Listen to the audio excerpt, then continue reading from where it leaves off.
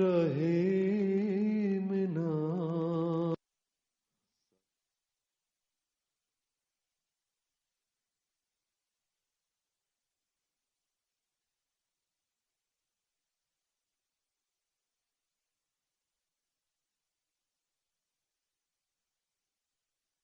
अल्लाहु अकबर अल्लाहु अकबर अल्लाहु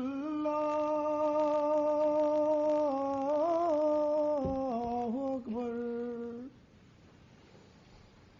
अशहदु अल्ला इलाहा इल्लल्लाह अशहदु अल्ला इलाहा इल्लल्लाह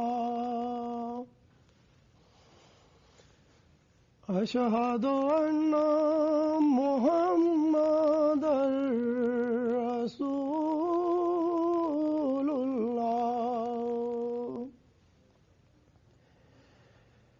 अशहदु अन्ना मुहम्मदर रसूलुल्लाह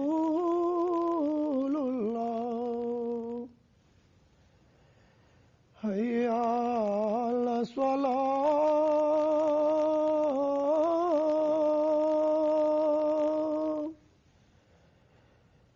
हय्या अला स्वलाह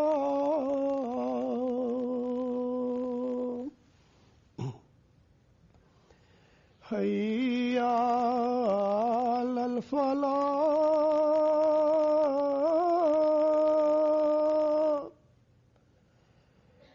हय्या अलल फलाह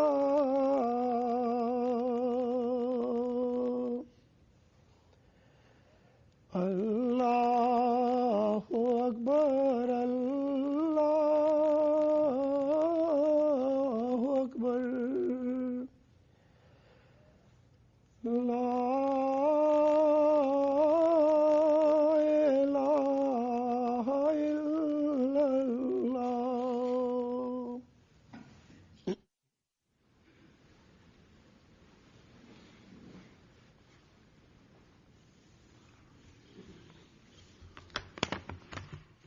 अस्सलाम वालेकुम रहमतुल्लाह।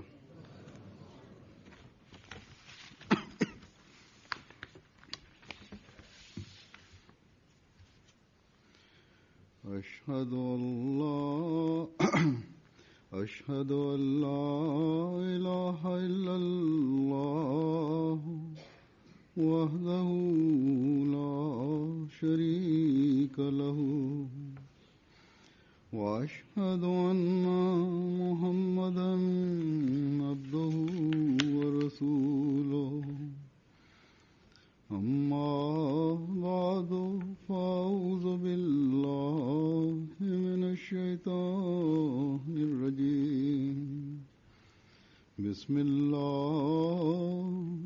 रहमानिर रहीम अल्हम्दुलिल्लाहि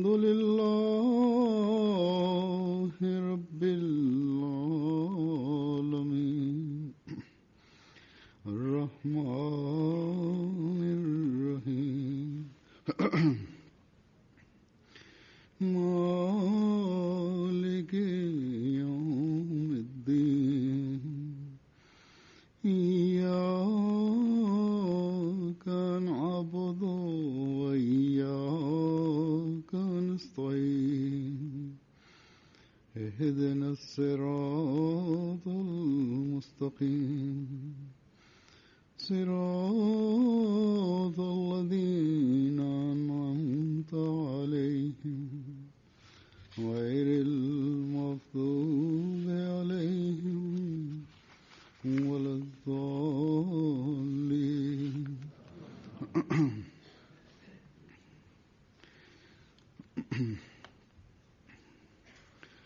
अल्लाह ताला के फजल से तकरीबन 7 साल के बाद मुझे जमात अहमदिया அல்லாஹ்வின் அருளால் ஏறக்குறைய 7 வருடங்களுக்கு பிறகு எனக்கு இங்கு வந்து அஹ்மதியா ஜமாத் ஜப்பானிடம் நேரடியாக பேசுவதற்கான வாய்ப்பு கிடைத்திருக்கின்றது. அல்லாஹ்வின் அருளால் உலகில் உள்ள மற்ற ஜமாத்துகளை போன்றே அஹ்மதியா ஜமாத் ஜப்பானும் முன்னேறி செல்கின்ற, முன்னேற்றத்தின் பக்கம் அடியெடுத்து வைக்கின்ற ஜமாத்துகளில் ஒன்றாகும். மன தூய்மையிலும் பற்றிலும் பொருள் தியாகத்திலும் முன்னேறுகின்ற ஜமாத்துகளில் ஒன்றாக அது திகழ்கின்றது. ஆனால் ஜமாத்தில் உள்ள நபர்கள் இதனை எப்போதும் நினைவில் கொள்ள வேண்டும். அவர்களது உள்ளத்தில் ஒருபோதும் இந்த எண்ணம் வரக்கூடாது. அதாவது, நாம் முன்னேற்றத்தின் பக்கம் சென்று கொண்டிருக்கின்றோம், நமது எண்ணிக்கையும் சிறிதளவு அதிகமாயிருக்கின்றது, நமது பொருள் தியாகமும் அதிகமாக இருக்கின்றது, நாம் ஒரு புதிய இடத்தை வாங்கி இருக்கின்றோம், இது இங்கு நமது தேவைகளை நிறைவு செய்வதற்கு பல வருடங்கள் வரை போதுமானதாகும். இறை வணக்கத்துடன் சேர்த்து அதை தவிர ஏனைய நிகழ்ச்சிகளையும் நடத்துவதற்காகத்தான் நாம் இந்த புதிய இடத்தை வாங்கியுள்ளோம் என்ற எண்ணம் ஒருபோதும் உங்கள் உள்ளத்தில் வரக்கூடாது. நீங்கள் வாங்கியுள்ள இந்த புதிய தலைமையகம் தொடர்பான விவரங்களை பிறகு நான் எடுத்துக் கூறுவேன்.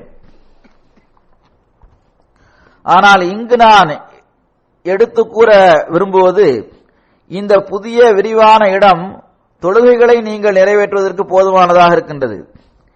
இப்போதுள்ள ஜமாத்தின் எண்ணிக்கையின் அடிப்படையில் பார்க்கும்போது சிறிது காலம் வரை மாநாடுகளை நடத்துவதற்கு கூட இந்த இடம் போதுமானதாக இருக்கும். அலுவலகங்களுக்கான இடமும் உங்களுக்கு கிடைத்துவிடும். கெஸ்ட் ஹவுஸ், மிஷன் ஹவுஸ் மற்றும் ஏனைய வசதிகளும் உங்களுக்கு கிடைத்துவிடும். அஹ்மதியா ஜமாத் ஜப்பான் இதை வாங்குவதற்காக பெருமளவில் பொருள் தியாகம் செய்துள்ளது. பொருள் தியாகம் செய்வதற்கான உரிமையை அது செலுத்தியுள்ளது. ஆனால் எப்போதும் நினைவில் கொள்ளுங்கள், ஹஜ்ரத் மஸீஹே மவ்ஊத் அலைஹிஸ்ஸலாம் அவர்கள் நம்மை செய்யும்படி கூறியுள்ள அந்த விஷயங்களை புரிந்து அதற்கு ஏற்ப செயல்படும் போதுதான் நாம் இதற்கான உண்மையான உரிமையை செலுத்தியவர்களாக ஆவோம். அவரிடம் பைஅத் செய்த பிறகு நாம் இந்த விஷயங்களை புரிந்து அவற்றை செயல்படுத்த முயற்சி செய்ய வேண்டும். இது ஒரு உண்மையான முஸ்லிமுக்கு அவசியமானதாகும்.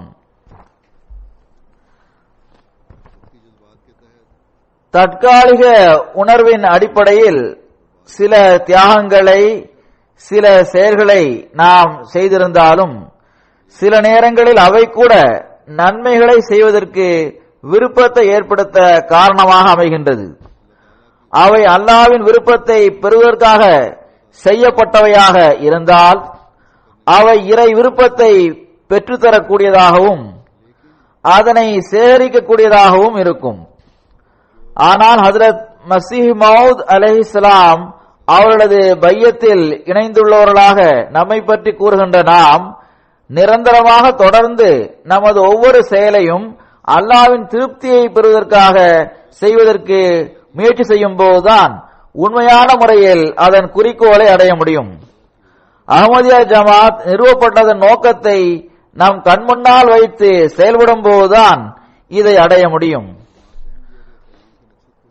ஹஜ்ரத் மஸீஹ் மவ்ஊத் அலைஹிஸ்ஸலாம் அவர்கள் ஓரிடத்தில் கூறுகின்றார்கள், சிராத்தல்லதீன அன்அம்த அலைஹிம் என்ற வசனத்தில் கூறப்பட்டுள்ள அருட்கொடைகளை பெற்றுள்ள மக்களிடம் உள்ள சிறப்புகளை பெறுவதுதான் ஒவ்வொரு மனிதனது உண்மையான நோக்கமாகும். நம்முடைய ஜமாஅத்திற்கு குறிப்பாக இதன் பக்கம் கவனம் செலுத்த வேண்டும். ஏனென்றால் அல்லாஹ் தஆலா இந்த ஜமாத்தை நிறுவியதன் மூலம் ஹஜ்ரத் நபிகள் நாயகம் ஸல்லல்லாஹு அலைஹி வஸல்லம் அவர்கள் தயார் செய்த ஜமாத் போன்ற ஒரு ஜமாத்தை தயார் செய்யவே அவன் விரும்பியுள்ளான்.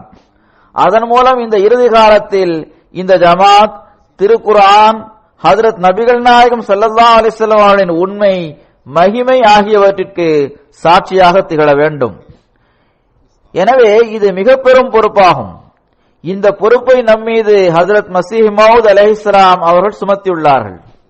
ஹஜ்ரத் நபிகள் நாயகம் ஸல்லல்லாஹு அலைஹி வஸல்லம் அவர்களது ஜமாத் எந்த குறிக்கோள்களை அடைந்தனரோ அல்லது எந்த குறிக்கோள்களை பெற முயற்சி செய்தனரோ அவற்றை நாமும் பெற வேண்டும்.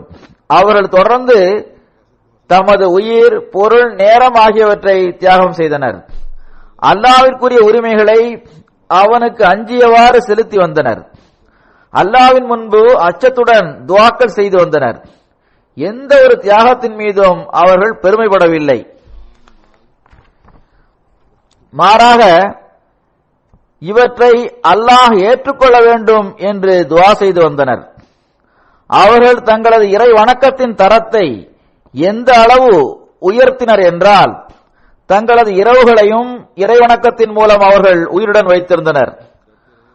அவர்களுக்கு உலக வியாபாரங்களும் தொழில்களும் இருந்தும் கூட இறைவனை நினைவுகூர்வதிலிருந்தும் கவனமற்ற நிலையில் அவர்கள் தமது பகல்களை கழிக்கவில்லை. ஆக இந்த குறிக்கோளைத்தான் நம்மில் ஒவ்வொருவரும் பெற வேண்டியது அவசியமானதாகும். இந்த நோக்கம் தொடர்பாகத்தான் அல்லாஹ் திருக்குர்ஆனில், நீங்கள் இந்த நோக்கத்தை அடைந்துவிட்டால் உங்களது பிறப்பின் நோக்கத்தை நீங்கள் அடைந்து விட்டீர்கள் என்று கூறுகின்றான். ஏனென்றால் மனிதனின் பிறப்பின் நோக்கம் அல்லாஹு தாலாவை வணங்குவதாகும். நாம் பள்ளிவாசல்களை கட்டும்போது அல்லது கூட்டாக இறைவணக்கம் செய்வதற்காக ஒரு இடத்தை வாங்கும் போது இந்த நோக்கம்தான் நம் கண்முன்னால் இருக்க வேண்டும். அதாவது நாம் தொடர்ந்து செயல்பட்டவாறு நமது பிறப்பின் நோக்கத்தை அடைவதன் உயர்வான தகுதியை அடைய வேண்டும். உலகில் சில நோக்கங்களை அடைவதற்கு சில எல்லைகள் உள்ளன. இவ்விஷயத்தில் குறிப்பிட்ட அளவு மனிதன் உயர்வை அடைந்த பிறகு நான் எனது குறிக்கோளை அடைந்து விட்டேன் என்று மகிழ்ச்சி அடைகின்றான். அல்லது இந்த உலகிலேயே அதன் விளைவுகளை அவன் பெற்றுக் கொள்கின்றான்.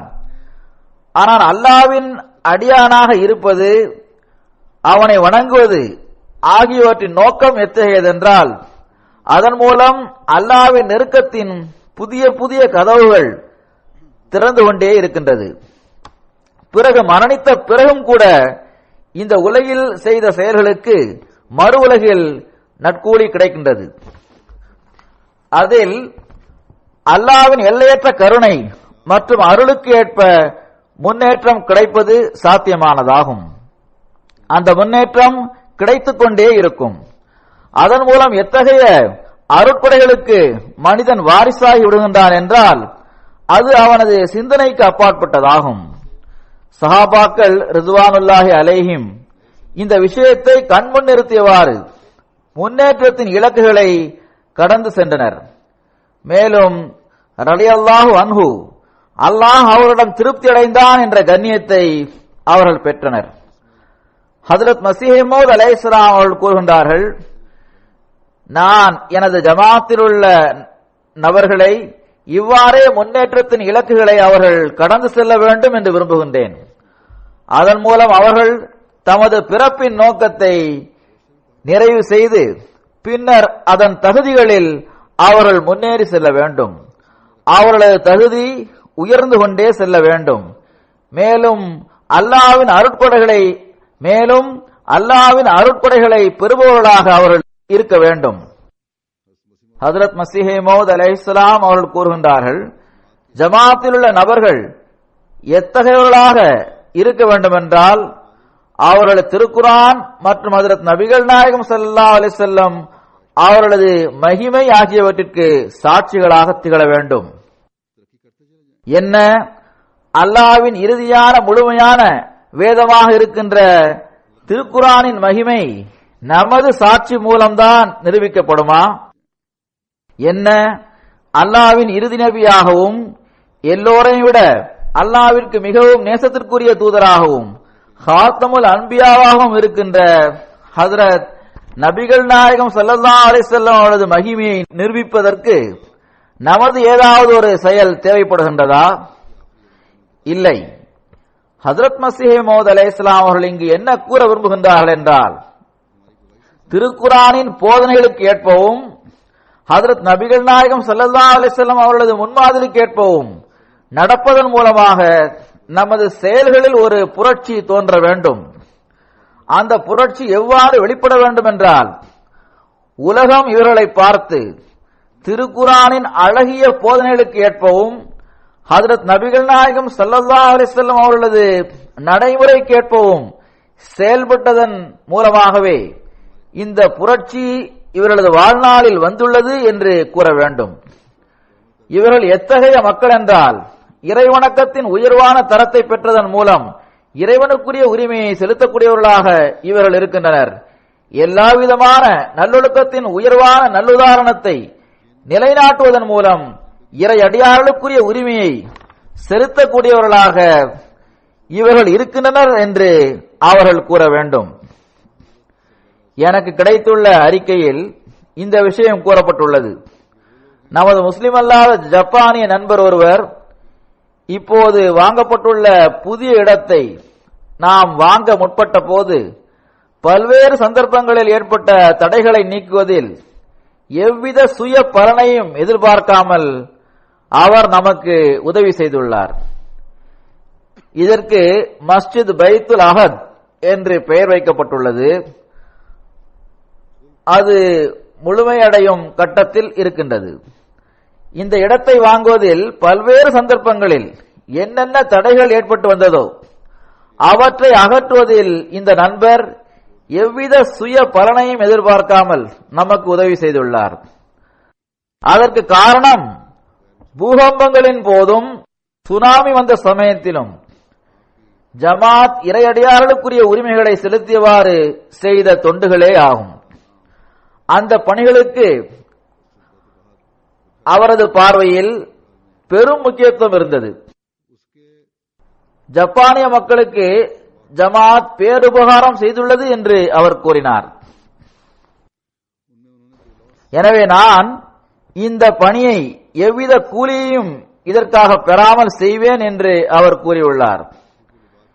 எவ்வாறு இருப்பினும் ஜமாத் எந்த பணியை செய்திருந்தாலும் மற்றவர்கள் மீது தமது பேருபகாரத்தை வெளிப்படுத்தும் முகமாக அதை செய்வதே இல்லை.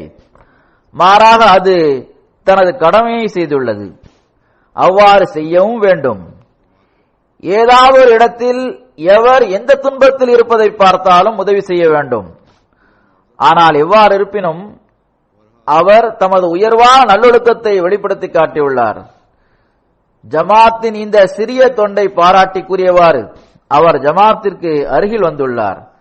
ஆக இறையடியார்களுக்கு செலுத்தப்படும் இந்த உரிமைகள் தொடர்பான இந்த பணியை நாம் செய்து கொண்டே செல்ல வேண்டும். அவை நமக்கு பயன்களை தந்தாலும் தராவிட்டாலும் அவற்றை செய்து கொண்டே இருக்க வேண்டும். இதுதான் இறையடியார்களுக்கு நாம் செலுத்தும் உரிமையாகும். இதுதான் திருக்குரானின் போதனையாகும். இதுதான் நமது தூதர் ஸல்லல்லாஹு அலைஹி வஸல்லம் அவர்களின் முன்மாதிரியாகும். படைப்பினங்களுக்கு தொண்டு செய்ய வேண்டும் என்று நமக்கு கட்டளையிடப்பட்டுள்ளது. எனவேதான் நாங்கள் இதை செய்கின்றோம் என்று நாம் கூற வேண்டும். அவ்வாறு நாம் கூறும்போது நமது அறிமுகத்தில் மேலும் விரிவான நிலை ஏற்படும். இந்த ஜப்பானிய வழக்கறிஞரை போன்று இன்னும் பல மக்கள் இதற்காக முன் வருவர். அவர்கள் ஜமாத்தின் தொண்டுகளை பாராட்டுவர். அவர்களுக்கு இஸ்லாத்தின் உண்மையான போதனைகள் பிரகாசமாக தெரிந்துவிடும். இஸ்லாம் பற்றிய அறிமுகம் வளர்ச்சி அடையும். இஸ்லாமிய போதனைகளின் மகிமை அவர்கள் மீது நிலைநிற்கும். மேலும் இவ்வாறு தப்லீகிற்காக இன்னும் பல வழிகள் திறக்கும். மஸ்ஜித் பைத்துல் அஹத் தொடர்பாக நான் ஏற்கனவே கூறியிருந்தபடி இந்த பள்ளிவாசலுடன் தொடர்புடைய மிக சாதாரணமான சில சட்ட ரீதியான எதிர்பார்ப்புகளை நாம் நிறைவு செய்ய வேண்டியதுள்ளது. அவற்றை நிறைவு செய்த பிறகு பள்ளிவாசலின் வடிவமும் இதற்கு வழங்கப்படும். இதன் மூலம் ஜமாத் பற்றி மேலும் அதிகமாக அறிமுகம் ஏற்படும். திருக்குரானின் போதனையை மேலும் அறிமுகம் செய்வதற்கான சந்தர்ப்பம் கிடைக்கும். ஹஜ்ரத் மஸீஹ் மவ்ஊத் அலைஹிஸ்ஸலாம் அவர்களது விருப்பத்திற்கேற்ப அது நடக்கும். இந்த மக்களுக்கு இஸ்லாத்தின் பக்கம் கவனம் ஏற்பட்டுள்ளது. ஏனென்றால் இவர்கள் நல்லியல்பு கொண்டவர்களாக இருக்கின்றனர். இந்த மக்கள் நல்லியல்பு கொண்டவர்களாக இருப்பதன் காரணமாகத்தான் இவர்களுக்கு இஸ்லாத்தின் பக்கம் கவனம் ஏற்பட்டுள்ளது என்று ஹஜ்ரத் மஸீஹ் மவ்ஊத் அலைஹிஸ்ஸலாம் அவர்கள் கூறியுள்ளார்கள். எனவே இவர்களுக்கு இஸ்லாத்தை அறிமுகம் செய்து வைக்க முயற்சி செய்ய வேண்டும். இதற்காக இஸ்லாத்தை அறிமுகப்படுத்தும் வகையில் ஜப்பானிய மொழியில் ஒரு நூல் எழுதப்பட வேண்டும் என்றும் ஹஜ்ரத் மஸீஹ் மவ்ஊத் அலைஹிஸ்ஸலாம் அவர்கள் கூறியிருந்தார்கள். எவ்வாறு இருப்பினும் இந்த நூலை தயார் செய்வதற்கான பணியும் நடந்து வருகிறது. இந்த எல்லா விஷயங்களும் இங்கு வசிக்கின்ற உங்களுக்கு, அதாவது உங்களில் பெரும்பாலார் பாகிஸ்தானை சார்ந்தவர்களாகவும் பழைய அகமதிகளாகவும் இருக்கின்றீர்கள். நீங்கள் உங்களது செயல்களின் நிலைமையை பற்றி பார்க்க வேண்டும். இப்போது முன்பை விட அதிகமாக மக்கள் உங்கள் பக்கம் பார்ப்பார்கள். நீங்கள் தப்லீக் செய்யும் போது, இஸ்லாத்தின் தூது செய்தி எட்ட வைக்கும் போது மக்கள் உங்களது செயலின் நிலையை பார்ப்பார்கள். நீங்கள் இந்த பள்ளிவாசலை கட்டுவதற்காக என்ன தியாகங்களை செய்தீர்கள் என்பதை இந்த மக்கள் பார்க்க மாட்டார்கள். உங்களது செயலின் நிலை எப்படி இருக்கின்றது, உங்களுக்கு இறைவனுடன் எப்படிப்பட்ட உயிருள்ள தொடர்பு இருக்கின்றது, உங்களுடன் வந்து சேர்வதால் அம்மக்களிடம் என்ன புரட்சி ஏற்படும் என்பதைத்தான் அவர்கள் பார்ப்பார்கள். உலக அளவில் பார்க்கும்போது இம்மக்கள் உங்களை விட மிகவும் முன்னேறி சென்று விட்டனர். இவர்களது வெளிப்படையான ஒழுக்கமும் மிகவும் உயர்ந்த நிலையில் இருக்கின்றது.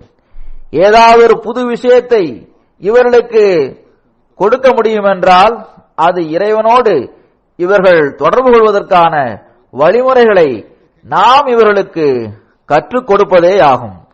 இப்போது இஸ்லாம் மட்டுமே உயிருள்ள மார்க்கமாகும் என்பதை நாம் இவர்களுக்கு எடுத்துக் கூற முடியும். இறைவனை வணங்குவதற்குரிய உரிமையை எப்படி செலுத்த வேண்டும் என்பதை நாம் இவர்களுக்கு எடுத்துக் கூற முடியும். இறைவன் துஆக்களை எப்படி கேட்கின்றான் என்பதை நாம் இவர்களுக்கு எடுத்துக் கூற முடியும். இறைவன் தன்னுடைய அடியார்களிடம் எப்படி பேசுகின்றான் என்பதை நாம் இவர்களுக்கு எடுத்துக் கூற முடியும். ஆனால் இவற்றையெல்லாம் செய்வதற்கு நாம் நம்மை ஆய்வு செய்து பார்க்க வேண்டும். இறைவனுடன் நமது தொடர்பை வலுப்படுத்த வேண்டும். நமது தொழுகைகளை பாதுகாக்க வேண்டும். நமது இறைவணக்கத்திற்குரிய உரிமையை செலுத்த வேண்டும். நம்மில் பரஸ்பரம் ஒருவர் மற்றவருடன் அன்பாகவும் நேசத்துடனும் இருக்க வேண்டும். ஜப்பானிய சமுதாயத்தின் ஒழுக்கத்தை விட சிறப்பாக இருக்கின்ற நல்லொழுக்கத்தின் மிக உயர்ந்த தரத்தை நாம் பெற வேண்டும். வெளிப்படையான ஒழுக்கத்தை பொறுத்தவரையில் இவர்களிடம் பல நல்ல விஷயங்கள் இருக்கின்றன. மனிதர்களுடன் அனுதாபத்துடன் நடந்து கொள்வதும் இவர்களிடம் இருக்கின்றது. ஒருவர் செய்த நன்மைக்கு பகரமாக அவருக்கு நன்மை செய்ய வேண்டும் என்ற இஸ்லாமிய போதனைக்கு ஏற்பவும் இவர்கள் செயல்படுகின்றனர். எனவேதான் ஹஜ்ரத் மஸீஹ் மவ்ஊத் அலைஹிஸ்ஸலாம் அவர்கள் இந்த மக்களிடம் ஏற்பட்டுள்ள இந்த கவனம் இவர்களது ஏதாவது ஒரு நல்லியல்பின் காரணமாகத்தான் இருக்கின்றது என்று கூறியுள்ளார்கள். எனவே இஸ்லாத்தின் உண்மையான போதனைகள் தொடர்பாக இவர்களுக்கு தெரிவிப்பது மிகவும் அவசியமானதாகும். எனவே இந்த மக்களிடம் இருக்கும் இந்த நல்லியல்பிலிருந்தும் முழுமையாக பயனடைய வேண்டும். அவரிடம் இருக்கும் நல்லொழுக்கத்திலிருந்தும் முழுமையாக பயனடைய வேண்டும். இதற்காக நாம் இஸ்லாத்தின் அழகை அவர்களுக்கு காட்ட வேண்டும். இறைவனுக்கு அவனது அடியானுடன் உள்ள தொடர்பை வெளிப்படுத்துகின்ற செயலளவிலான முன்மாதிரி அவர்களுக்கு காட்ட வேண்டும். இதற்காக இங்கு வசிக்கின்ற ஒவ்வொரு அகமதியும் திருக்குரானின் போதனையையும் ஹஜ்ரத் நபிகள் நாயகம் ஸல்லல்லாஹு அலைஹி வஸல்லம் அவர்களின் முன்மாதிரியையும் எல்லா சமயத்திலும் தங்கள் முன்னால் வைத்திருக்க வேண்டும். இந்த விஷயத்தை புரிவதற்கு முயற்சி செய்யுங்கள். இதற்காக ஹஜ்ரத் மஸீஹ் மவ்ஊத் அலைஹிஸ்ஸலாம் அவர்கள் வழங்கியுள்ள வழிகாட்டல்களை நீங்கள் மீண்டும் மீண்டும் நினைவுபடுத்திக் கொள்ளுங்கள். இவற்றிலிருந்தும் சில விஷயங்களை நான் உங்கள் முன்னால் வைக்கின்றேன். நாம் நம் கண் முன்னால் வைத்திருக்க வேண்டிய முதலாவது விஷயம் அல்லாஹ் நாம் செய்துள்ள உடன்படிக்கைகள் தொடர்பாக நம்மிடம் கேட்பான் என்பதாகும். நீங்கள் செய்துள்ள உடன்படிக்கை தொடர்பாக அவன் உங்களிடம் கேட்பான். இந்த காலத்தில் நாம் ஹஜ்ரத் மஸீஹ் மவ்ஊத் அலைஹிஸ்ஸலாம் அவரிடம் பையத் உடன்படிக்கை செய்துள்ளோம். நாம் பையத் செய்துவிட்டோம், அகமதிகளாகிவிட்டோம் என்பது மட்டும் போதுமானதல்ல. பழைய அகமதிகள் கிலாஃபத்தின் கையில் மீண்டும் தங்களது பையத்தை புதுப்பித்துக் கொண்டு அதுவே போதுமானது என்று கருதி இருந்துவிட முடியாது. பையத்திற்கான உடன்படிக்கை ஒரு கோரிக்கையை நம்மிடம் வைக்கின்றது. அதனை 10 பையத் நிபந்தனைகளின் வடிவில் ஹஜ்ரத் மஸீஹ் மவ்ஊத் அலைஹிஸ்ஸலாம் அவர்கள் நம் முன்னால் எடுத்து வைத்துள்ளார்கள். இதன் சுருக்கத்தை எடுத்துக் கூறுவதாக இருந்தால் அது இதுவாகும். அதாவது எல்லா நிலையிலும் உலகத்தை விட மார்க்கத்திற்கு முக்கியத்துவம் வழங்க வேண்டும். நாம் எப்போதும் உலகத்தை விட மார்க்கத்திற்கு முன்னுரிமை வழங்க முயற்சி செய்ய வேண்டும். ஹஜ்ரத் மஸீஹ் மவ்ஊத் அலைஹிஸ்ஸலாம் அவர்கள் ஓரிடத்தில் கூறுகின்றார்கள், நான் பையத்தில் உலகத்தை விட மார்க்கத்திற்கு முக்கியத்துவம் வழங்குவேன் என்ற இந்த உறுதிமொழியை எடுக்கும்படி கூறியிருப்பதை நீங்கள் பார்க்கின்றீர்கள். ஏனென்றால் இதன் மூலம் பைய செய்திருப்பவர் இதற்கேற்ப எவ்வாறு செயல்படுகின்றார் என்பதை நான் பார்க்க முடியும். அவர்கள் கூறுகின்றார்கள், ஏதாவது உலக பணியை செய்ய வேண்டியது இருந்தால் அதற்காக நீங்கள் பெரும் முயற்சி செய்கின்றீர்கள். அப்போதுதான் அதில் உங்களுக்கு வெற்றி கிடைக்கின்றது.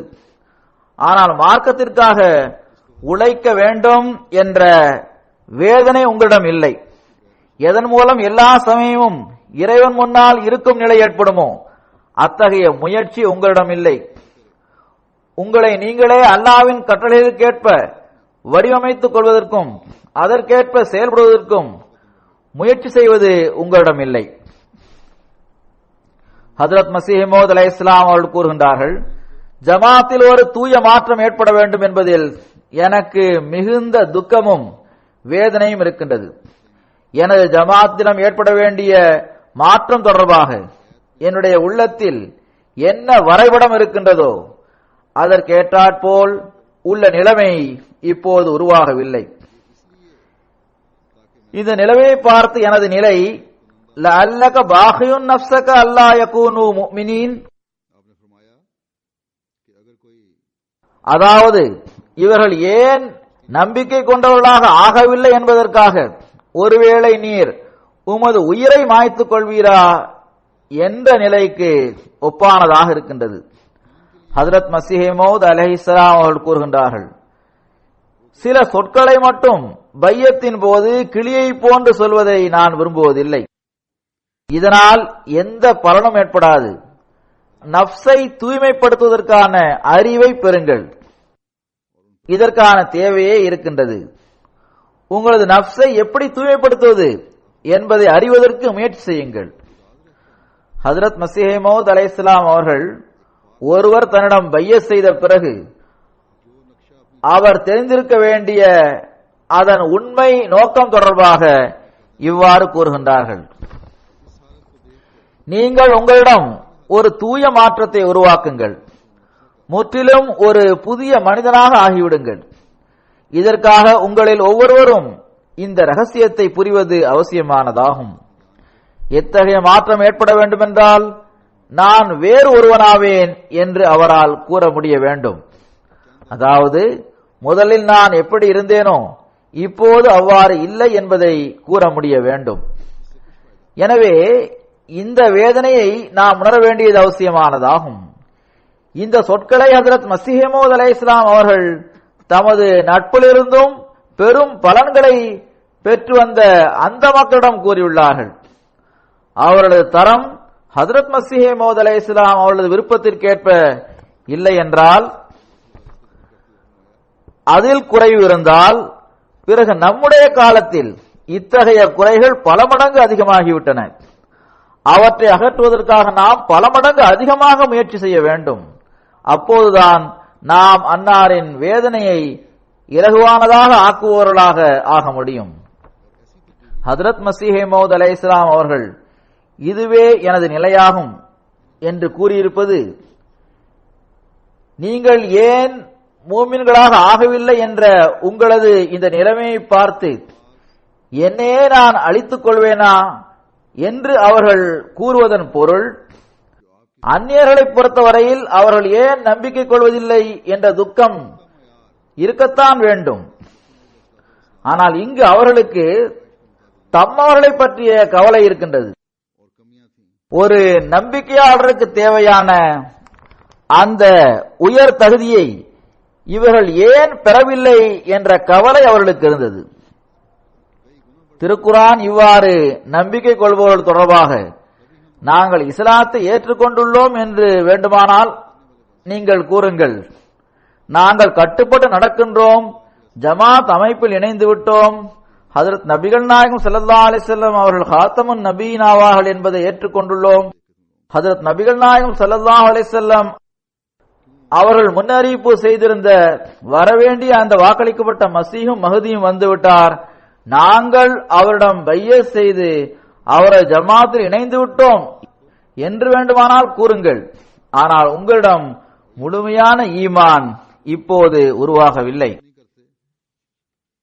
நம்பிக்கை கொள்வதற்கு பல நிபந்தனைகள் உள்ளன, அவற்றை நிறைவேற்றுவது அவசியமானதாகும்.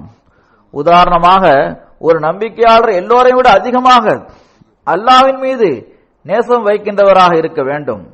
அல்லாஹ்வின் மீது நேசம் வைப்பது என்பதன் பொருள் உலகில் உள்ள ஒவ்வொரு பொருளுக்கும் உறவுக்கும் அல்லாஹ்வுக்கு எதிரில் எந்த முக்கியத்துவம் வழங்கக்கூடாது என்பதாகும். அல்லாஹ்வின் கட்டளைக்கேற்ப செயல்பட வேண்டும். அல்லாஹ் திருக்குரானின் பல்வேறு இடங்களில் ஈமானுடன் பொருத்தமான நற்செயல்களை செய்வதை நிபந்தனையாக ஆக்கியுள்ளான். அதாவது நன்மையான செயல்களை செய்ய வேண்டும். அது சந்தர்ப்பத்திற்கேற்பவும் இடத்திற்கேற்பவும் செய்யப்பட வேண்டும். இறைவனது திருப்தியை பெறுவதை கண்முன் நிறுத்தியவாறு அவை செய்யப்பட வேண்டும். அல்லாஹு தாலா மூமின்களுக்கு இந்த கட்டளையைத்தான் தந்துள்ளான். அதாவது இறைவனை வணங்குவதற்குரிய உரிமையை செலுத்துவதுடன் ஒரு மூமினிடம் இருக்க வேண்டிய மிக முக்கியமான விஷயம் தொடர்பாக அல்லாஹ் கூறியுள்ளான். அதாவது மூமின்கள் யாரென்றால் அவர்கள் மக்கள் மத்தியில் சீர்திருத்தத்தை ஏற்படுத்துபவர்களாக இருப்பர் என்று அவன் கூறுகின்றான். அல்லாஹ்வின் திருப்தியை பெறுவதற்காக அவர்களில் ஒருவர் மற்றவரிடம் சீர்திருத்தத்தை ஏற்படுத்த முயற்சி செய்பவர்களாக இருப்பர். அவர்கள் குழப்பத்தை ஏற்படுத்த மாட்டார்கள். அவர்களது ஆலோசனை உலகில் நன்மையை ஏற்படுத்துவதற்காக இருக்கும், இழப்பை ஏற்படுவதற்காக அது இருக்காது. நம்பிக்கையாளர்கள் எப்படிப்பட்ட சமுதாயத்தினர் என்றால் அவர்கள் நன்மையை ஏவுகின்றனர், தீமைகளிலிருந்து தடுக்கின்றனர். நம்பிக்கையாளர்கள் யார் என்றால் அவர்கள் அவருடன் நம்பி ஒப்படைக்கப்பட்ட அமானிதங்களுக்குரிய உரிமையை செலுத்தக்கூடியவர்களாக இருப்பார்கள். அவர்கள் தங்கள் உடன்படிக்கையை நிறைவேற்றுபவர்களாக இருப்பார்கள். உண்மையில் நிலைத்திருப்பவர்களாக அவர்கள் இருப்பார்கள்.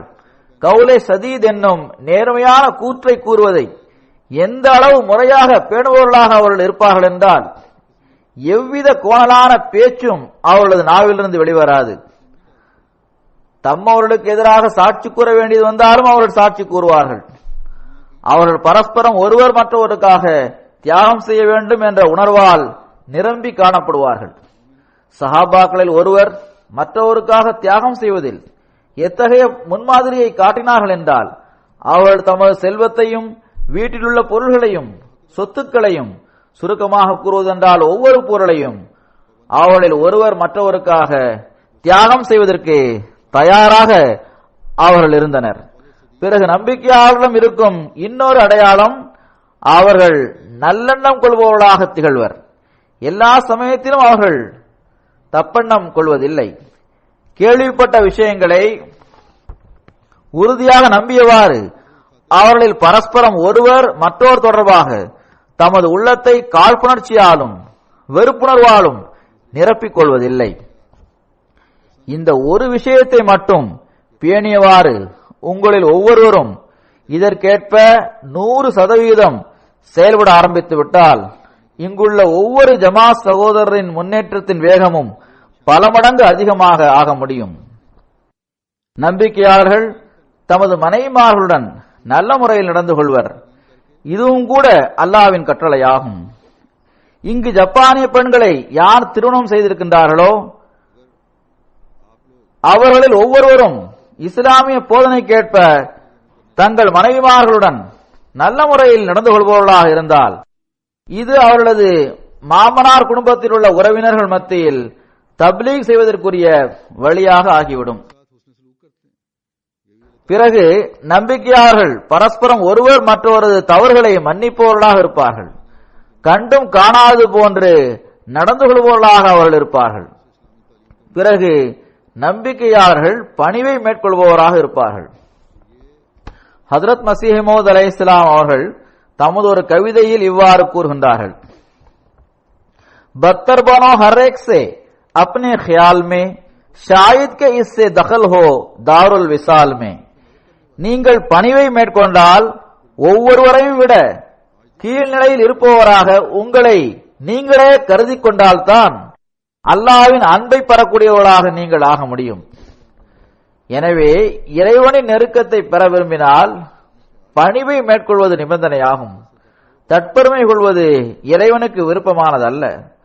பொறுப்பாளர்களும் தங்களது வட்டத்தில் பணிவை மேற்கொள்ள வேண்டும். ஜமாத் சகோதரர்களும் பணிவை மேற்கொள்ள வேண்டும். ஒரு மூமினின் இன்னொரு அடையாளம் அவர் கோபத்தை அடக்கக்கூடியவராக இருப்பார் என்பதாகும். உங்களது உடன்படிக்கைகளை நீங்கள் நிறைவேற்ற வேண்டும். நீங்கள் செய்த உடன்படிக்கை தொடர்பாக அல்லாஹ் உங்களிடம் கேட்பான். நாம் இந்த காலத்தில் செய்துள்ள பையத் உடன்படிக்கை தொடர்பாக அதை புரிவதும் அதற்கேற்ப செயல்படுவதும் அந்த உடன்படிக்கை பேணுவதும் அதை நிறைவேற்றுவதும் அவசியமானதாகும். நாம் ஒவ்வொரு நன்மையான செயலையும் செய்யும் போதுதான் இதனை நாம் நிறைவேற்ற முடியும். உங்களது வாழ்க்கையை அல்லாஹ்வின் கட்டளைகளுக்கு ஏற்ப வடிவமைத்துக் கொள்வதன் மூலமே இதனை நிறைவேற்ற முடியும். மேலும் ஹஜ்ரத் மஸீஹ் மவ்ஊத் அலைஹிஸ்ஸலாம் அவர்கள் தமது ஜமாத்தின் குறிக்கோளாக எதை கூறியுள்ளார்களோ அதற்கு ஏற்ப செயல்படுபவர்களாக அவர்கள் இருக்க வேண்டும். நான் இப்போது அதிகமான விளக்கத்துடன் விரிவாக இந்த எல்லா கட்டளைகள் தொடர்பாகவும் எடுத்துக் கூற முடியாது. எண்ணற்ற கட்டளைகள் இருக்கின்றன. ஒவ்வொருவரும் தன்னை ஆய்வு செய்து பார்க்க வேண்டும். திருக்குர்ஆனின் கட்டளைகளுக்கு ஏற்ப அவர் தமது வாழ்க்கையை கழிப்பவராக இருக்கின்றாரா? ஹஜ்ரத் மஸீஹ் மவ்ஊத் அலைஹிஸ்ஸலாம் அவரிடம் பைய செய்த பிறகு அவரது விருப்பத்தை நிறைவேற்றக்கூடியவராக அவர் இருக்கின்றாரா? அவரது ஒவ்வொரு செயலும் இறைவனது திருப்தியை பெறுவதற்காக செய்யப்படுகிறதா என்று அவர் ஆய்வு செய்து பார்க்க வேண்டும். ஹஜ்ரத் மஸீஹ் மவ்ஊத் அலைஹிஸ்ஸலாம் அவர்களது கவிதையை நான் கூறினேன். உங்களது எண்ணத்தில் நீங்கள் எல்லோரையும் விட கீழ்நிலையில் இருப்பவராக உங்களை கருதி கொள்ளுங்கள் என்ற போதனைக்கேற்ப இந்த நிலைமை நம்மில் ஒவ்வொருவரிடமும் ஏற்பட்டால்தான் நாம் பிறரை மன்னிக்க கற்றுக்கொள்வோம். தப்பெண்ணம் கொள்வதிலிருந்தும் தவிர்த்து கொள்வோம். ஜமாத்தின் முன்னேற்றத்திற்காக பயனுள்ள ஒரு நபராக ஆவோம். எனவே ஒவ்வொருவரும் ஹஜ்ரத் மஸீஹ் மவ்ஊத் அலைஹிஸ்ஸலாம் அவர்களது வேதனையையும் கவலையையும் புரிந்து கொள்வது அவசியமானதாகும். இந்த விஷயங்கள்தான் நஃப்ஸை தூய்மைப்படுத்துவதற்கு காரணமாக அமையும். பரஸ்பரம் ஒருவர் மற்றவருடன் அன்பு, நேசம், சகோதரத்துவம் ஆகியவற்றை உருவாக்குங்கள். ஒருவர் மற்றவரது குறையையும் தவறுகளையும் தேடுவதற்கு பகரமாக ஒருவர் மற்றவரிடம் இருக்கும் சிறப்பான விஷயங்களை தேட வேண்டும். ஹஜ்ரத் மஸீஹ் மவ்ஊத் அலைஹிஸ்ஸலாம் அவர்கள் கூறுகின்றார்கள்: உங்களில் ஒவ்வொருவரும் பரஸ்பரம் உங்களுக்கு இடையே இருந்து வரும் சண்டைகள், உணர்ச்சி வசப்படுவது, பகைமை ஆகியவற்றை அகற்றி விடுங்கள். இப்போது நீங்கள் மிகவும் சிறிய விஷயங்களிலிருந்து முகம் திருப்பியவாறு முக்கியமான மகத்தான பணிகளில் ஈடுபட வேண்டிய நேரமாக இது இருக்கின்றது.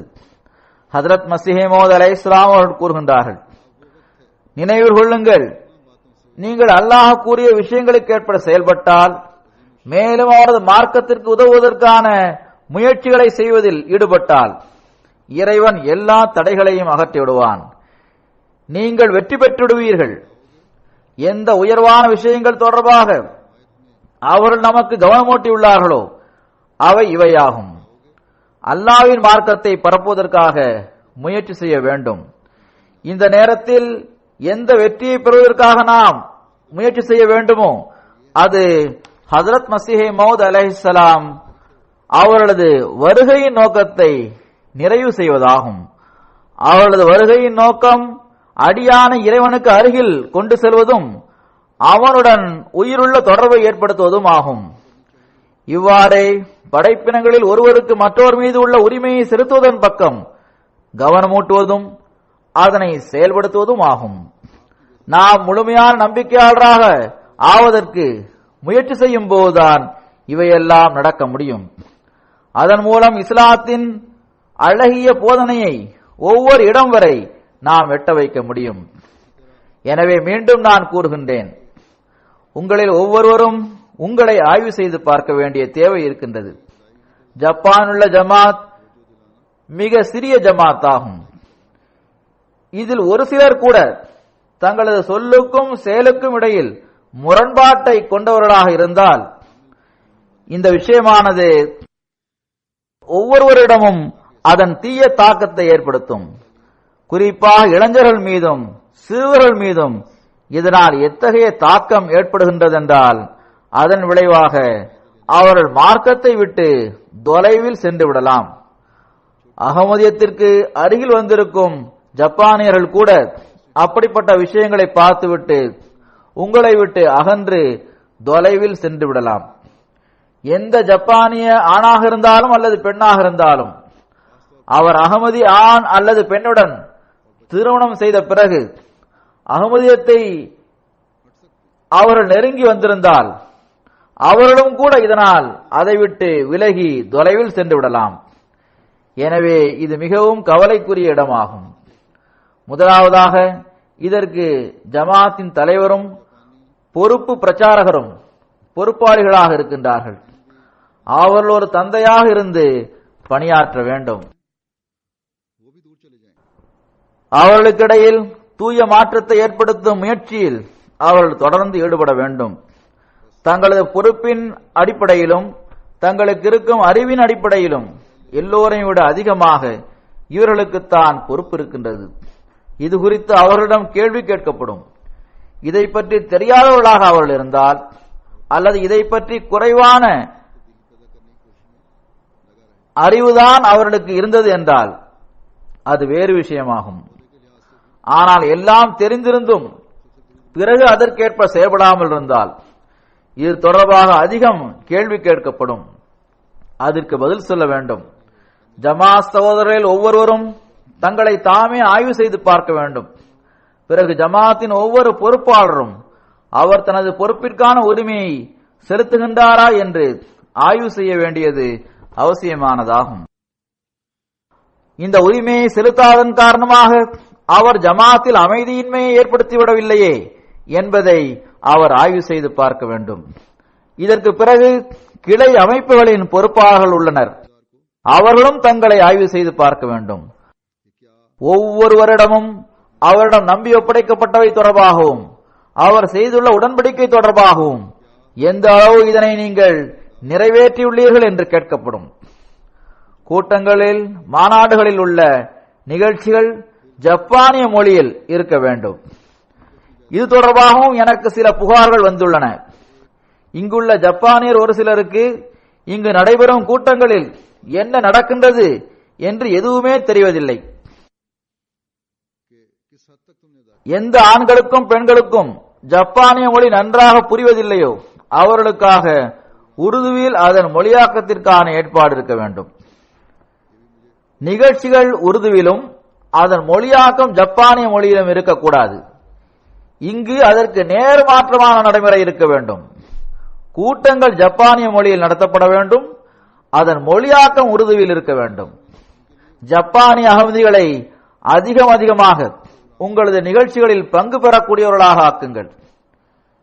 இவர்களை சொற்பொழிவாற்ற வையுங்கள். அவர்களுக்கு ஜமாத்தின் அமைப்பை புரிய வையுங்கள். இவர்களை மற்ற தொண்டுகளையும் செய்ய வையுங்கள்.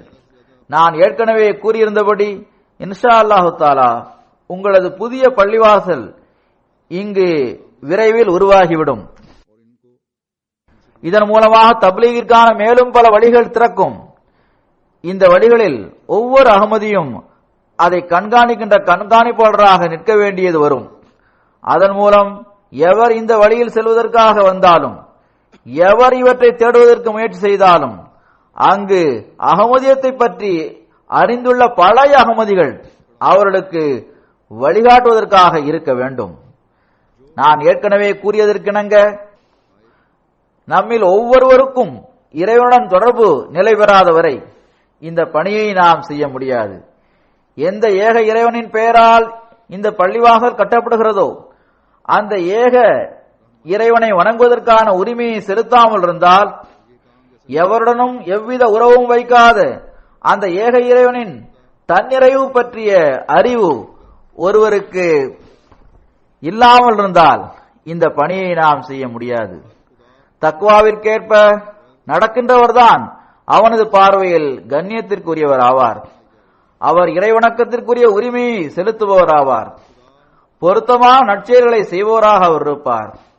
இறைவனின் படைப்பினங்களுக்கு வழிகாட்டுவோராகவும் அவர்களை இறைவனுக்கு முன்பு குனிய வைப்பதற்கு முயற்சி செய்வோராகவும் அவர் இருப்பார். பரஸ்பரம் ஒருவர் மற்றவருடன் எத்தகைய மூமினாக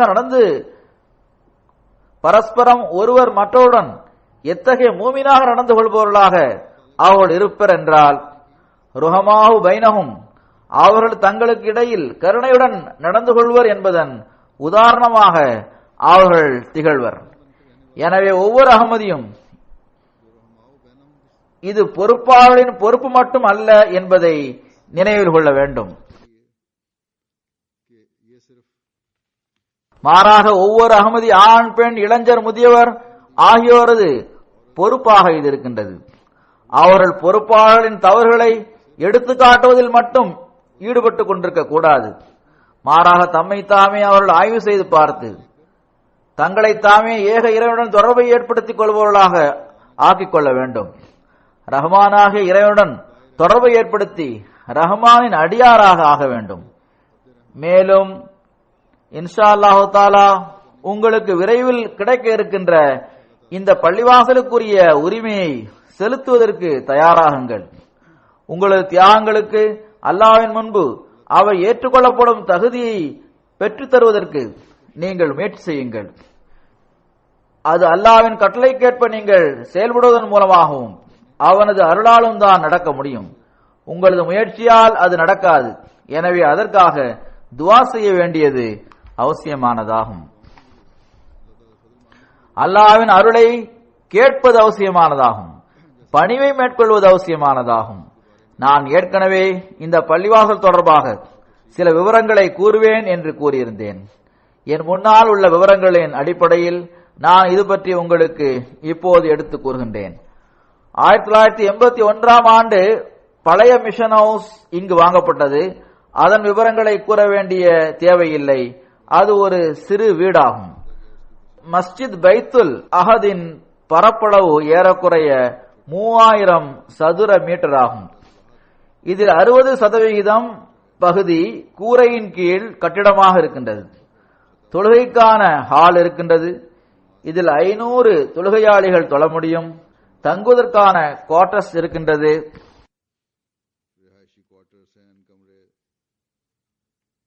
அறைகள் உள்ளன. இதற்காக ஆகும் செலவீனங்களையும் சேர்த்து ஏறக்குறைய $8,00,000 செலவு செய்து இதனை வாங்கியுள்ளனர். எவ்வாறு இருப்பினும் புதிய தலைமையகத்தை நீங்கள் வாங்க வேண்டும் என்று உங்களுக்கு கவனமூட்டப்பட்டதும் ஜப்பான் ஜமாத் நான் ஏற்கனவே கூறியது போன்று பொருள் தியாகங்களை செய்து அல்லாஹ்வின் அருளால் இந்த இடத்தை வாங்கியுள்ளார்கள். சிறிய ஜமாத்தாக இது இருந்தும் இந்த வகையில் இவர்கள் பெரும் தியாகத்தை செய்துள்ளனர். பல மக்களும் பெரும் பெரும் தொகையை இதற்காக செலுத்தியுள்ளனர். சிறுவர்கள் தங்களது பாக்கெட் மணியை இதற்காக செலுத்தி இருக்கின்றார்கள்.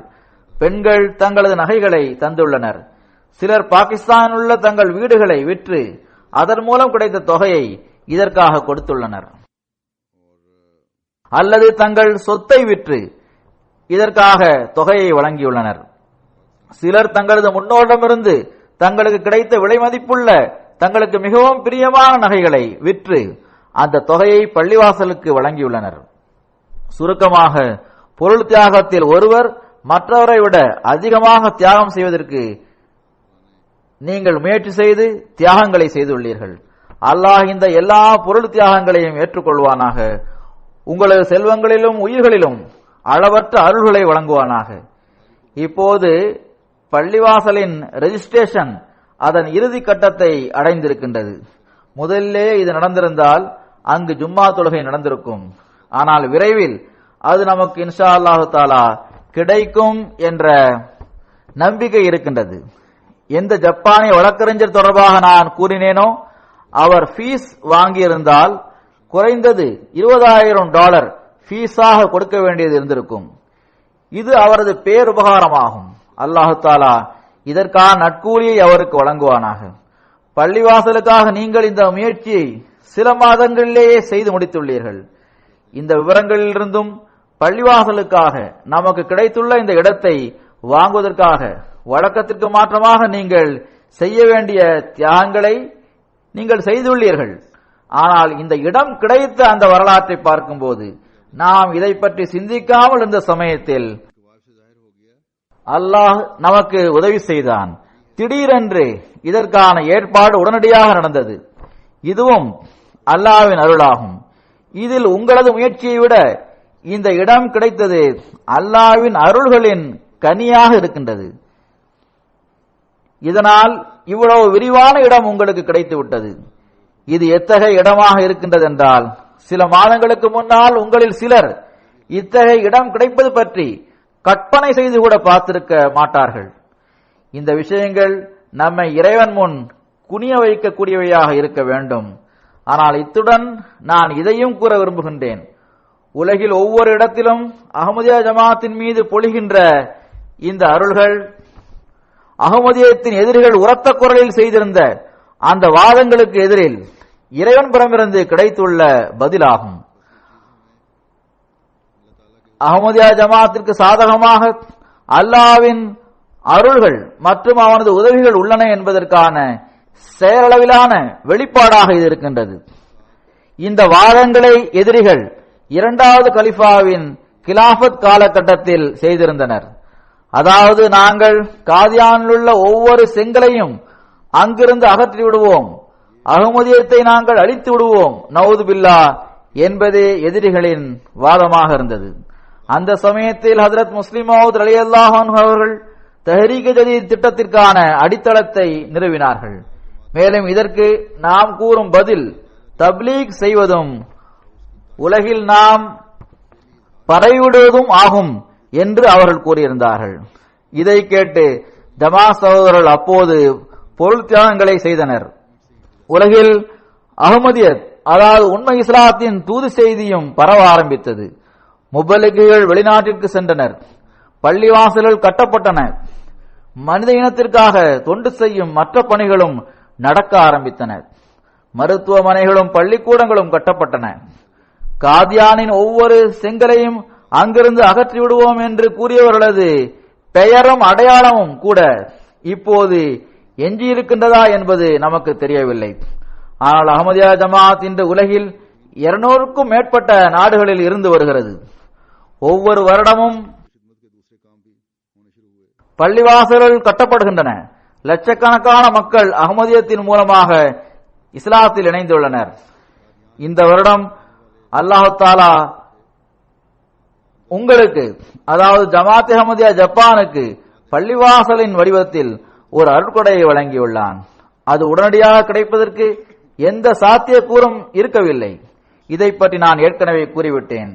எனவே நமது தலை அல்லாஹ்வின் இந்த அருளை பார்த்து அவன் முன்னால் குனிந்து கொண்டே இருக்க வேண்டும். இதற்கான உண்மையான உரிமையை செலுத்துவது என்பது நம்மிடத்தில் ஒரு தூய மாற்றத்தை ஏற்படுத்துவதேயாகும். அது இறைவனிடத்தில் ஏற்றுக்கொள்ளப்பட வேண்டும். அல்லாஹ் நமக்கு இதற்கான தௌஃபீக்கை வழங்குவானாக.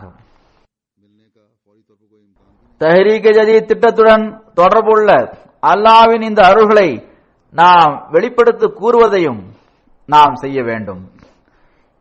இதனை இன்னொரு விதத்திலும் வெளிப்படுத்தி கூற வேண்டும் என்ற எண்ணம் எனக்கு வந்தது. அல்லாஹ்வின் அருள்களை எடுத்து கூறுவதும் அவசியமானதாகும்.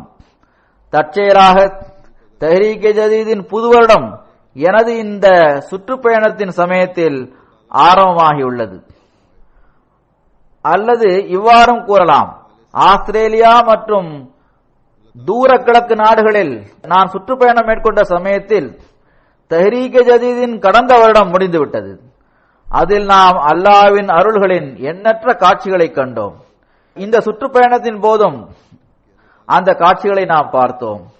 நிச்சயமாக அவை நமது முயற்சிகளின் விளைவு அல்ல. இது தொடர்பான விவரங்களை வேறொரு சமயத்தில் நான் எடுத்து கூறுவேன். இப்போது நான் ஏற்கனவே கூறியது போன்றே தஹ்ரீக் ஜதீதின் கடந்த வருடம் முடிந்துவிட்டது. எனவே புதிய வருடத்தை துவக்குவதன் அறிவிப்பை எனது இந்த சுற்றுப்பயணத்தின் போது ஜப்பானில் வைத்து நான் செய்ய வேண்டும் என்று எண்ணியிருந்தேன். இப்போது நான் நமது வழக்கமான மரபுக்கு ஏற்ப இது தொடர்பான சுருக்கமான விவரங்களை உங்கள் முன்னால் வைக்கின்றேன். அதன் மூலம் தஹ்ரீக் ஜதீதின் புதிய வருடம், அதாவது இந்த திட்டத்தின் 80வது வருடம் இன்ஷா அல்லாஹு தாலா ஆரம்பமாகிறது என்ற அறிவிப்பை நான் செய்கின்றேன். பல அறிக்கைகளும் வராமல் இருக்கின்றன.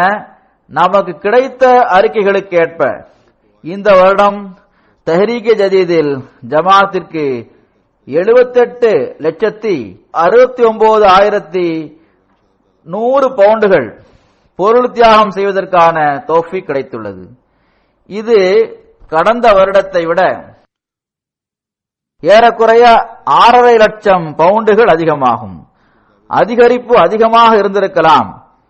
ஏனென்றால் உள்ளூர் கரன்சியில் மிகவும் அதிகமான அதிகரிப்பு ஏற்பட்டுள்ளது. ஆனால் பவுண்டின் விலைக்கு எதிரில் பல நாடுகளின் கரன்சியின் விலையில் குறைவு ஏற்பட்டுள்ளது. இதன் காரணமாக வெளிப்படையாக பார்க்கும்போது இது குறைவாக தெரியலாம். ஆனால் நாடுகளின் அளவில் பார்க்கும்போது இதில் பெரும் அதிகரிப்பு ஏற்பட்டுள்ளது. பாகிஸ்தானுக்கு இருந்து வரும் பொசிஷன் அப்படியே இருக்கின்றது. அதற்கு பிறகு பொசிஷன் அடிப்படையில் முதல் இடத்தில் ஜெர்மனி உள்ளது. பாகிஸ்தானுக்கு வெளியே உள்ள நாடுகளில் ஜெர்மனி முதல் இடத்தில் உள்ளது. அதற்கு அடுத்த இடத்தில் அமெரிக்கா, பிறகு இங்கிலாந்து, பிறகு கனடா, பிறகு இந்தியா, இந்தோனேஷியா, ஆஸ்திரேலியா, பிறகு அரபு நாட்டில் உள்ள 2 ஜமாத்துகள், பிறகு கானா, சுவிட்சர்லாந்து ஆகிய நாடுகள் முறையே அடுத்தடுத்த இடங்களில் உள்ளன. ஜெர்மனி அல்லாஹ்வின் அருளால் பெரிதாக குதித்து முன்னேறியுள்ளது. இவர்கள் தஹ்ரீக் ஜதீதில் 3.5 லட்சம் ஏரோவை அதிகரிக்க செய்துள்ளனர். அமெரிக்காவை விட ஏறக்குறைய 1,82,000 பவுண்டுகள் இவர்கள் அதிகமாக வசூல் செய்துள்ளனர். அமெரிக்கா இங்கிலாந்தை விட 75,000 பவுண்டுகளை அதிகமாக வசூல் செய்துள்ளது. இங்கிலாந்து கனடாவை விட 4 லட்சம் பவுண்டுகள் அதிகமாக வசூல் செய்துள்ளது. ஜெர்மனியின் சந்தாக்களில் எப்போது அதிகரிப்பு ஏற்பட்டாலும் எனக்கு எப்போதும் ஜெர்மனியின் அமீர் சாஹிப் மற்றும் அதன் செயற்குழுவின் இந்த கவலையை வெளிப்படுத்தும் சொற்கள் எப்போதும் எனக்கு முன்னால் வந்து விடுகின்றது. எங்கு அகமதிகள் ஹராமான தொழில் நடக்கும் இடங்களில் பணிபுரிகின்றனரோ, உதாரணமாக மது மற்றும் பன்றி இறைச்சி விற்கப்படும் இடங்களில் பணிபுரிபவர்களாக உள்ளனரோ அவரிடமிருந்து சந்தா வாங்கக்கூடாது என்று கூறி நான் அதற்கு தடை விதித்திருந்தேன். இதனால் நமது சந்தாக்களில் குறைவு ஏற்பட்டுவிடும் என்ற கவலை அவர்களுக்கு இருந்தது. முதல் வருடத்திலேயே இவர்கள் தங்கள் கவலையை வெளிப்படுத்திய சமயத்தில் அவர்களது சந்தாக்களில் பல லட்சம் ரூபாய்கள் அதிகரித்தது. எந்த குறைவும் ஏற்படவில்லை. இந்த வருடம் தஹ்ரீக் ஜதீதில் மட்டும் இவர்கள் 3.5 லட்சம் ஏரோ மேலும் அதிகமாக கொடுத்துள்ளனர். அல்லாஹ் இவர்களது செல்வங்களிலும் உயிர்களிலும் பரக்கத்தை ஏற்படுத்துவானாக. தனிநபர் விகிதாச்சாரப்படி சந்தா கொடுப்பதில் அமெரிக்கா முதலிடத்தில் இருக்கின்றது. பிறகு சுவிட்சர்லாந்து உள்ளது, பிறகு ஆஸ்திரேலியா உள்ளது, பிறகு ஜப்பான் உள்ளது. தனிநபர் விகிதாச்சாரப்படி சந்தா கொடுப்பதில் ஜப்பான் 4வது இடத்தில் உள்ளது. எப்படியோ எங்காவது ஒரு இடத்தில் இவர்களும் வந்துவிட்டனர். பிறகு இதற்கு அடுத்தபடியாக இங்கிலாந்து, அதற்கடுத்து Germany, Norway, France, Belgium, Canada ஆகிய நாடுகள் உள்ளன. உள்ளூர் கரன்சியின் அடிப்படையில் எல்லோரையும் விட அதிகமாக கானாவில் அதிகரிப்பு ஏற்பட்டுள்ளது. பிறகு ஜெர்மனியிலும், அதற்கு அடுத்து ஆஸ்திரேலியாவிலும், பிறகு பாகிஸ்தானிலும், பிறகு இங்கிலாந்திலும், பிறகு கனடாவிலும், பிறகு இந்தியாவிலும், பிறகு அமெரிக்காவிலும் அதிகரிப்பு ஏற்பட்டுள்ளது.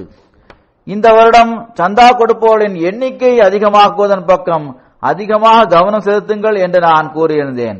இந்த வகையில் 2.25 லட்சம் பேர் புதிதாக சந்தா கொடுப்பவர்கள் இந்த திட்டத்தில் இணைந்துள்ளனர். அல்லாஹ்வின் அருளால் மொத்த எண்ணிக்கை 11,34,000 கடந்து நிற்கின்றது. ஆப்பிரிக்க நாடுகளில் ஒட்டுமொத்த வசூலின் அடிப்படையில் கானா முதலிடத்தில் உள்ளது. பிறகு அடுத்த இடங்களில் முறையே Nigeria, Mauritius, Burkina Faso, Tanzania, Gambia, Benin, Kenya, Sierra Leone மற்றும் உகண்டா ஆகிய நாடுகள் உள்ளன. புதிதாக சந்தா கொடுக்க வைப்பவர்களை சேர்ப்பதில் எல்லோரையும் விட அதிகமான முயற்சியை செரோலியோன் செய்துள்ளது. அதற்கு அடுத்த இடங்களில் Mali, Burkina Faso, Gambia, Benin, Senegal, Liberia, Uganda, Tanzania ஆகிய நாடுகள் உள்ளன. தப்தர் அவ்வல், அதாவது முதல் அலுவலகத்தில் உள்ள முஜாஹிதீன்களில் 1261 பேர் உயிருடன் இருக்கும் வகையில் அவரது ரெஜிஸ்டர் தொடர்ந்து மெயின்டைன் செய்யப்பட்டு வருகிறது. தஹ்ரீக் ஜதீதின் பொருள் தியாகத்தில் முதல் 3 இடங்களில் இருக்கும் பெரிய ஜமாத்துகளில் முதலாவது இடத்தில் தஹ்ரீக் ஜதீதின் பொருள் தியாகத்தில் முதல் 3 இடங்களில் இருக்கும் பாகிஸ்தானில் உள்ள பெரிய ஜமாத்துகளில் முதலாவது இடத்தில் லாகூரும், இரண்டாவது இடத்தில் ரப்வாவும், மூன்றாவது இடத்தில் கராச்சியும் இருக்கின்றது. இதை தவிர அடுத்த 10 இடங்களில் வரும் பெரிய ஜமாத்துகளில் இஸ்லாமாபாத், ராவல்பிண்டி, முல்தான், கோயோட்டா, ஷேக்பூரா, பெஷாவர், பாவல் நகர், ஹைதராபாத், உக்காடா, நவாப்ஷா ஆகியவை உள்ளன. பொருள் தியாகங்களை செய்யும் மாவட்டங்களில் முதலிடத்தில் சியால்கோட் இருக்கின்றது, இரண்டாவது இடத்தில் சர்கோதா, மூன்றாவது இடத்தில் உமர்கோட், இதற்கு பிறகு குஜரான்வாலா, குஜராத், பால்தீன், நாரோவால், சாங்கட், மல்கானா சாஹிப், ரஹீம் யார் கான், அட்டாவோட்டா சிங் ஆகிய மாவட்டங்கள் உள்ளன. ஒட்டுமொத்த வசூலின் அடிப்படையில் பார்க்கும்போது ஜெர்மனியின் ஜமாத்துகளில் நோயஸ் முதலாவது இடத்தில் உள்ளது. அடுத்த இடங்களில் முறையே ரோடர்மார்க், கோலோன், ஹைடன்பர்க்,